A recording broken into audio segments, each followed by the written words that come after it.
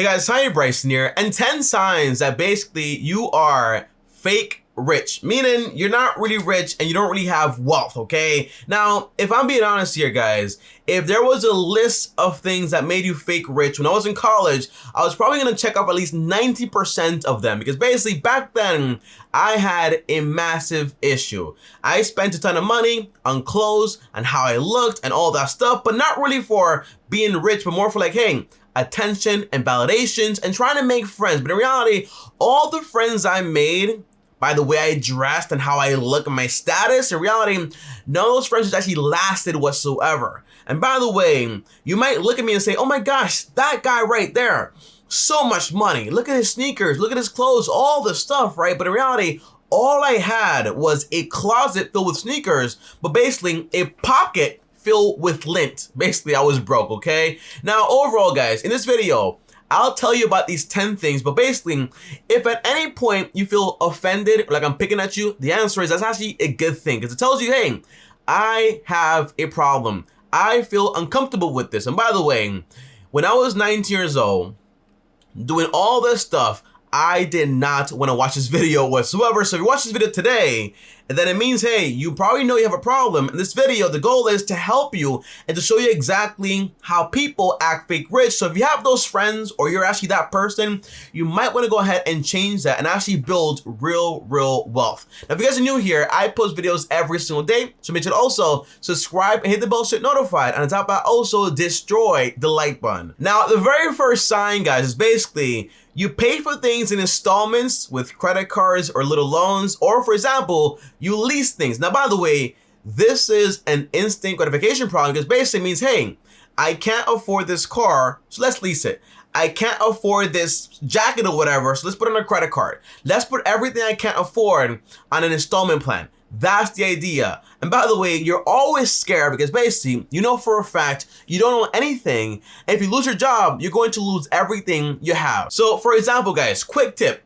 People buy a house that's way too expensive and they can't afford it. When you buy a house, make sure you get on a 15-year mortgage, and it's also no more than 33% of your monthly income. That way, that house is not too expensive. And you're also done a lot faster. When you buy a car, right? If you can't afford a brand new Mercedes 2021 or whatever, well, just buy a used car, 3 to 5 years old, big discount, okay? Don't lease it, don't finance it, it's liability, you don't want it. On top of it, when you buy consumer goods, for example, I want an iPhone, I want some clothes, I want a watch, all this stuff, things you don't need whatsoever, well, you save up for it.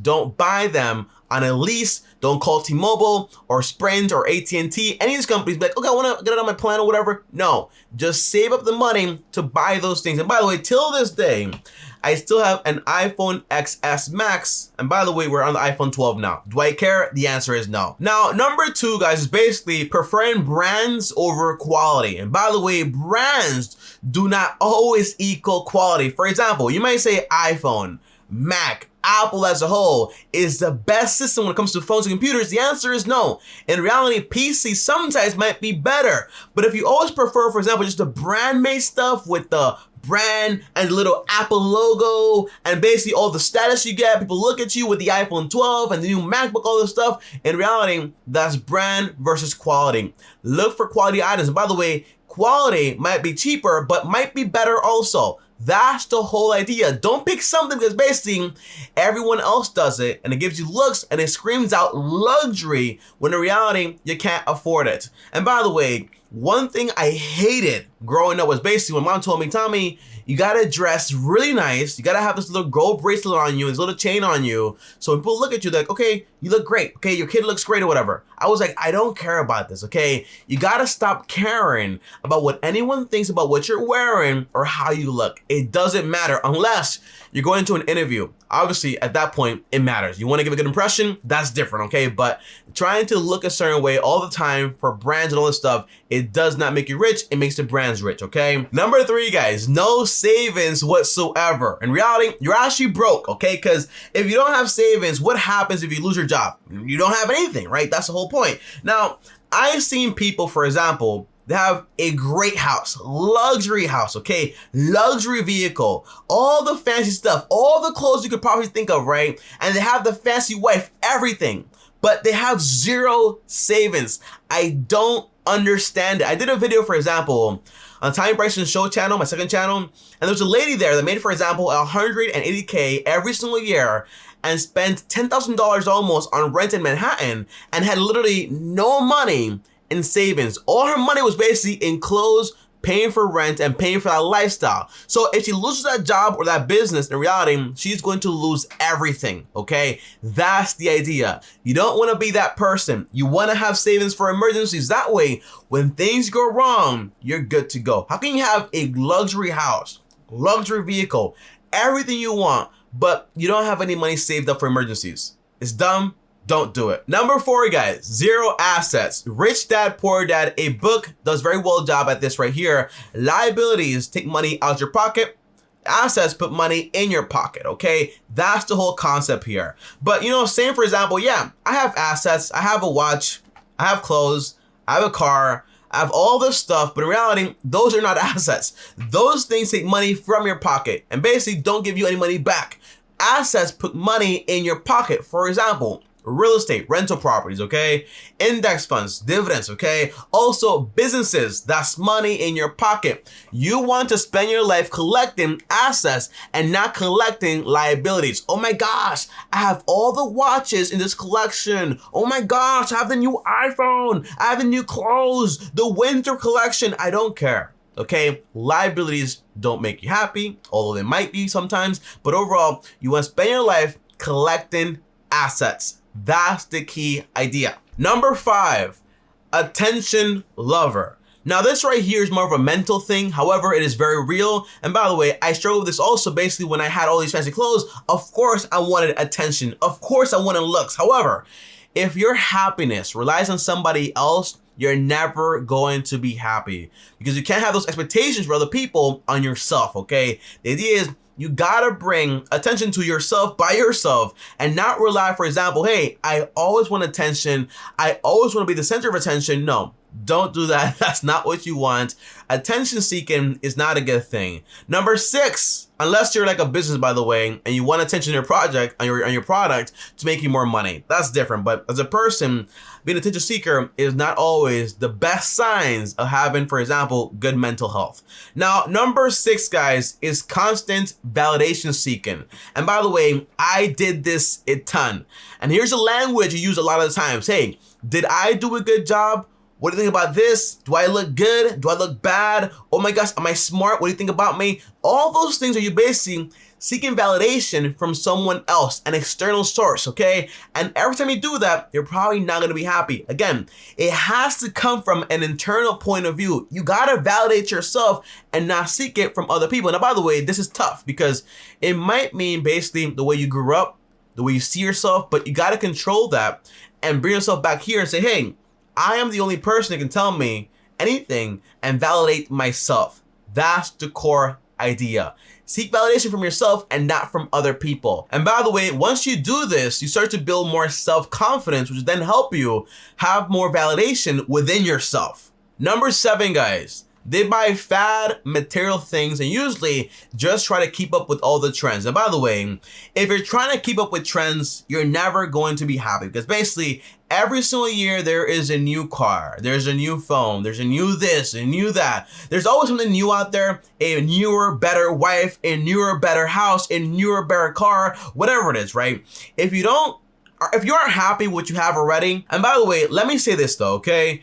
The problem is not that basically you want something new every now and then. The problem is basically you're never happy with what you have. You always need something new. That's the problem right there. That's when things actually start to get out of control. If you're always trying to find a trend to be more like validated, more attention, all this stuff, then that's obviously a problem. Every single year there's a new iPhone. Every single year there's a new car. Every single year there's a better house out there, right? A better wife, whatever it is, right? You don't want to get your happiness from those things, okay? I think J. Cole says, you're never gonna be happy until you love what you have and you're okay with that. It's okay with wanting more, but it's not okay when you depend and always wanting more. It's a big difference there. Number 8, you don't really have real freedom. You know, I've seen friends, for example, go on vacation for 2 weeks and they have to come back to that same job they hate, but at least they got some Instagram photos, right?